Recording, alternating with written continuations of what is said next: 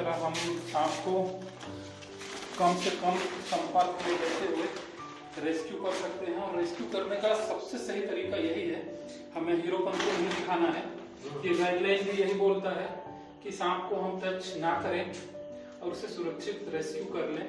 ये सांप के लिए भी अच्छा है और हम रेस्क्यूअर के लिए भी अच्छा है। और ये नाग सांप जसपुर के ही रायगढ़ रोड में जो बैरियर है वन विभाग का नाका, उसमें घुसा हुआ था। और आपका क्या नाम है? सिद्धार्थ जी ने कॉल किया था जस्ट हमें।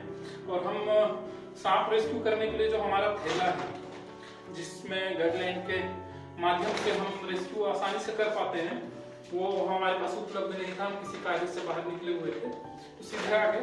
तो आपको ये दिखाने का मकसद ये है कि सांप को हमको ऐसा पकड़ना है कि सांप और स्वयं हमारी जान जोखिम में ना जाए और हम नियम के तहत ऐसा रेस्क्यू करना।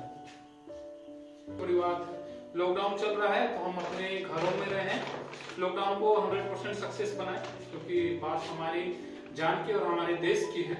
और जब तक अति आवश्यक कार्य ना हो, बाहर ना निकले।